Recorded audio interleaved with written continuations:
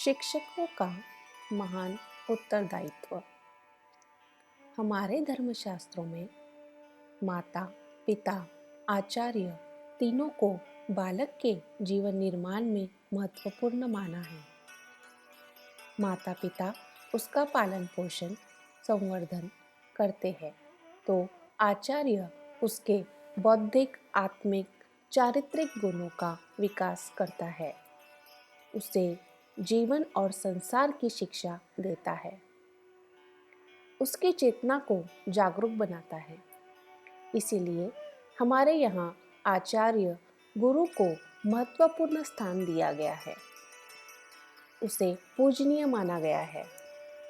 आचार्य के शिक्षण, उसके जीवन व्यवहार, चरित्र से ही बालक जीवन जीने का ढंग सीखता है।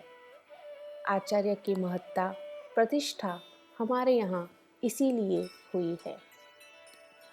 अध्यापक और विद्यार्थी के बीच जो स्नेह भाव, आत्मीयता, सौहार्द, समीपता की आवश्यकता है, वह आज नहीं है। और यही कारण है कि आज का विद्यार्थी डिग्री, डिप्लोमा ले लेता है, लेकिन व्यवहारिक जीवन का शिक्षण, चरित्र ज्ञान, उत्कृष्ट व्यक्तित्व का उसमें अभाव रहता है। इन सब के बिना विद्या अधूरी है। जो जीवन को प्रकाशित न करे, पुष्ट न बनाए, यह विद्या किस काम की। चरित्र निर्माण की, व्यवहारिकता की शिक्षा पुस्तकों से नहीं मिल सकती। वह तो व्यक्ति की समीपता से, उसके चरित्र आचरण को देखने समझने से प्राप्त होती है, जो आज की शिक्षा पद्धति में नहीं के बराबर है। निसंदेह हमारे प्राचीन शिक्षा पद्धति में इसका बहुत ध्यान रखा गया था।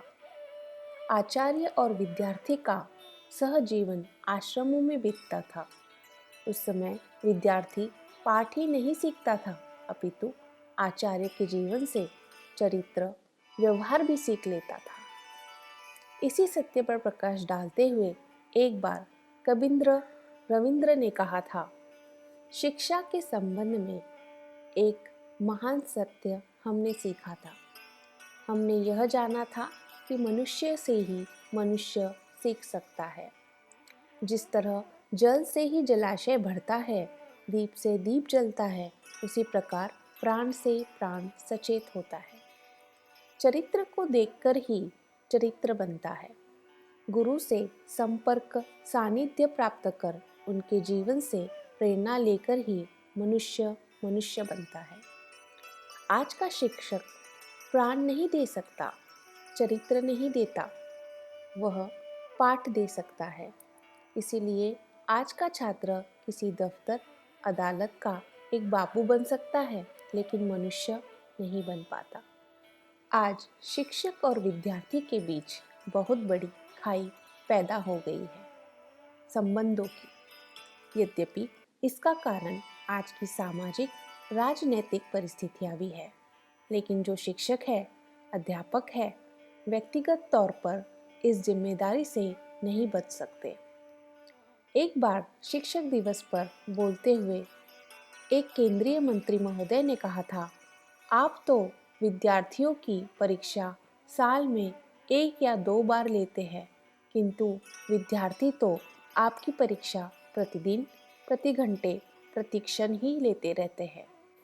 वे आपको कक्षा में आते ही देखते हैं और फिर कक्षा के बाहर दूसरों के साथ मिलते जुलते भी देखते हैं।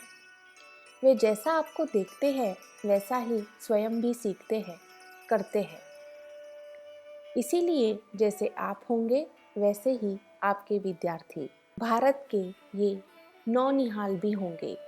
मंत्री महोदय के उक्त सारगर्भित शब्दों से शिक्षकों की जिम्मेदारी, जो व्यक्तिगत रूप से उनके ऊपर है, उससे इनकार करने की कोई गुंजाइश नहीं रह जाती। और बच्चों में बढ़ती हुई अनुशासनहीनता, उच्च श्रृंखलता, चारित्रिक त्रुटियों के लिए कुछ सीमा तक शिक्षकों को भी उत्तरदायी माना जाए तो ठीक ही होगा। यहाँ तक भी कोई बड़ी बात नहीं कि शिक्षक बच्चों को अच्छी बातें नहीं सिखाते, किंतु जब अपने गलत व्यवहार और चारित्रिक त्रुटियों से बच्चों के सामने गलत आचरण करते हैं, तो यह एक अक्षम्य सामाजिक अपराध ही है। हम देखते हैं कि छोटे छोटे बच्चों के समक्ष अध्यापक लोग बीड़ी पीते हैं, भद्दे हंसी मजाक करते हैं, अपने दोस्तों के लिए बच्चों के द्वारा बीड़ी, पान, सिगरेट मंगाते हैं। बड़े स्कूल कॉलेजों में विद्यार्थियों के साथ हंसी मजाक, पूर्ण बराबरी का व्यवहार, कई अनगर्ल विषयों पर वार्तालाप करना, अपना चारित्रिक स्तर निम्न रखने जैसी कई बातें हैं जो विद्यार्थियों के समक्ष गलत उदाहरण पेश करती है। यद्यपि आजकल के विद्यार्थी भी दूध के धुले नहीं हैं, तथापि शिक्षकों का उत्तरदायित्व अधिक है। बच्चा यदि गलत आचरण करता है तो वह अभिभावकों की त्रुटि का परिणाम है। इसी तरह विद्यार्थी यदि अनुशासनहीन और उद्दंड बनते हैं तो यह शिक्षकों की भूल का परिणाम ही माना जाएगा। हमारे देश का शिक्षक बहुत ही सामान्य स्थिति में जीवन निर्वाह करता है। इसके अतिरिक्त जीवन की जटिलताएं बढ़ जाने, छात्रों की बढ़ी हुई संख्या के कारण भी आज के शिक्षक के लिए छात्रों से व्यक्तिगत संपर्क रखना कठिन हो गया है। लेकिन एक स्वतंत्र राष्ट्र के नागरिक के नाते अपने समस्त अभियोगों, व्यक्तिगत कठिनाइयों में हम अपने उत्तरदायित्व पूर्ण कर्तव्यों से विमुख नहीं हो सकते।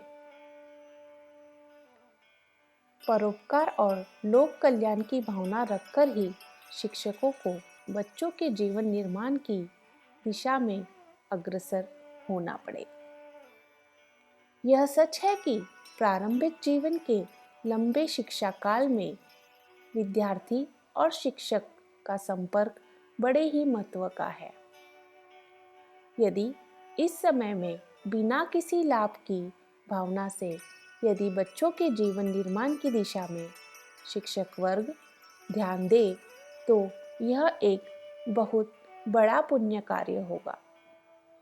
कोई संदेह नहीं कि इन्हीं बच्चों में से महापुरुष, विद्वान, तपस्वी, लोकसेवी, जननायक, कुशल नेता निकलकर न आए।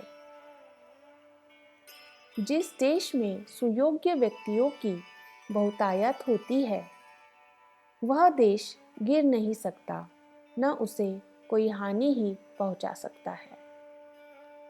हमारे देश, समाज, सभ्यता, संस्कृति का भार बहुत कुछ शिक्षकों के कंधों पर ही रखा है।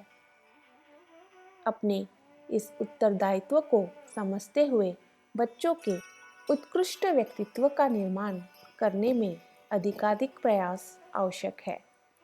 आज के शिक्षकों की यह बहुत बड़ी जिम्मेदारी है। पुस्तक छात्रों का निर्माण अध्यापक करे। लेखक पंडित श्रीराम शर्मा आचार्य।